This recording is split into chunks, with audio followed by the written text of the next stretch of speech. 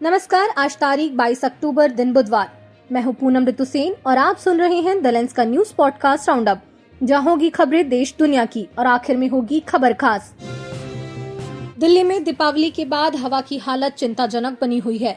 Central pollution control board के मुताबिक दिवाली के अगले दिन सुबह 6 बजे PM 2.5 का स्तर 228 माइक्रोग्राम प्रति घन मीटर था, जो WHO की सुरक्षित सीमा 15 से 15 गुना ज्यादा है। वहीं स्विस कंपनी IQ एयर की रिपोर्ट में दिल्ली दुनिया के 120 शहरों में सबसे प्रदूषित शहर बन गया। AQI 429 के साथ लाहौर और कराची को भी पीछे छोड़ते हुए। दिल्ली की हवा का यह हाल तब है जब सुप्रीम कोर्ट के ग्रीन पटाखों वाले सख्त नियमों का पालन कराने का आदेश सरकार को दिया था। भारत ने भगौड़े कारोबारी मेहुल चोकसी के प्रत्यर्पण को लेकर बड़ा कदम उठाया है। भारत सरकार ने बेल्जियम अधिकारियों को मुंबई की ऑर्थर रोड जेल की बैरक नंबर 12 की तस्वीरें सौंपी हैं, जहां चोकसी को रखे जाने की योजना है। यह वही हाई सिक्योरिटी जेल है जहां 26/11 के आतंकी अजमल कसाब को रखा गया था।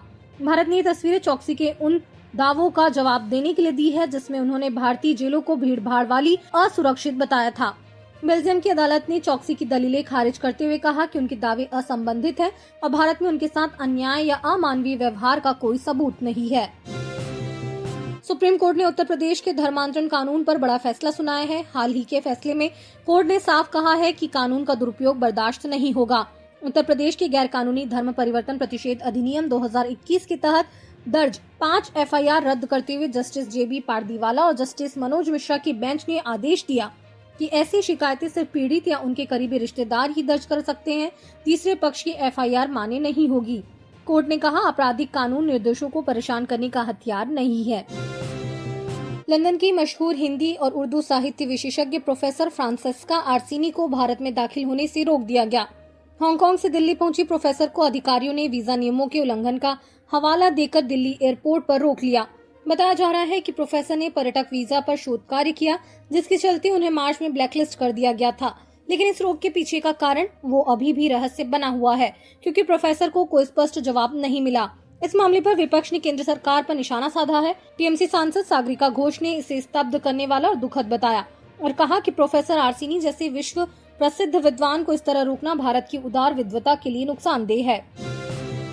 छत्तीसगढ़ की राजधानी रायपुर के सिटी कोतवाली थाने में मंगलवार शाम एक शर्मनाक घटना ने पुलिस की कार्यशैली पर सवाल उठाए हैं। ट्रिपल सवारी के आरोप में पकड़े गए 2 नाबालिग लड़कों को कथित तौर पर पुलिस ने कपड़े उतारकर लॉकअप में बंद कर दिया। परिजनों के थाने पहुंचकर हंगामा करने पर पुलिस ने चालान काटकर बच्चों को छोड़ा। परिजनों का आरोप है कि नाबालिगों के साथ मारपीट भी की गई। यह घटना नाबालिगों के अधिकारों और जुवेनाइल जस्टिस एक्ट का उल्लंघन मानी जा रही है। क्या अमेरिकी राष्ट्रपति डोनाल्ड ट्रंप रूस यूक्रेन जंग को रुकवा पाएंगे? इस सवाल ने एक बार फिर जोर पकड़ लिया है, क्योंकि ट्रंप और रूसी राष्ट्रपति व्लादिमीर पुतिन की मुलाकात की तैयारियां शुरू हो गई है। रूस के डिप्टी विदेश मंत्री सेर्गेई रयाबकोव और क्रेमलिन के प्रवक्ता दिमित्री पेस्कोव ने पुष्टि की है कि यह बैठक हंगरी की राजधानी बुडापेस्ट में होगी। तारीखें अभी तय नहीं है, लेकिन दोनों पक्ष तैयारी में जुटे हैं। पिछले हफ्ते दोनों नेताओं के बीच 2 घंटे की फोन में बातचीत हुई थी, जिसमें ट्रंप ने साफ कहा कि वे इस मुलाकात से ठोस नतीजे चाहते हैं, न कि वक्त की बर्बादी। दुनिया की नजरें अब इस बैठक पर टिकी हैं। और आखिर में खबर जरा हटके में जानिए, सरकारी लोक लुभाव योजनाओं पर आखिर कितना खर्च हो रहा है। देश भर की राज्य सरकारों ने विधानसभा चुनावों से पहले जनता को लुभाने के लिए खजाना खोल दिया और 67,928 करोड़ रुपए की भारी भरकम राशि लोक लुभावन योजनाओं पर लुटा दी। जी हां, आपने सही सुना। इंडियन एक्सप्रेस की रिपोर्ट के अनुसार इस मामले में सबसे आगे है महाराष्ट्र और बिहार, जहां NDA सरकारें सत्ता बचाने के लिए कल्याणकारी योजनाओं की बौछार कर रही है।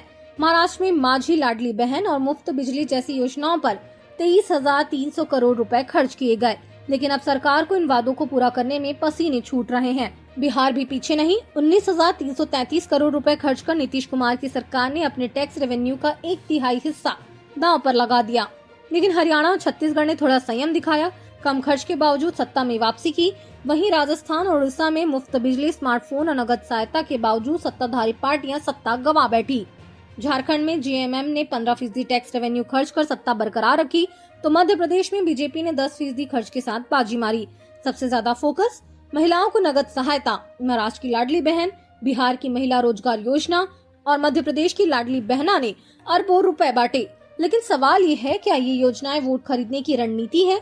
कुछ इसे संस्थागत रिश्वतखोरी बता रहे हैं, तो पीएम मोदी ने इसे रेवड़ी संस्कृति का नाम दिया। तो आज के लिए बस इतना ही। कल होगी मुलाकात नई खबरों के साथ। खबरों को विस्तार से पढ़ने के लिए विजिट करिए हमारी वेबसाइट thelens.in। यूट्यूब के अलावा हमारे पेज को एक्स, फेसबुक और इंस्टाग्राम पर भी फॉलो करें। शुक्रिया।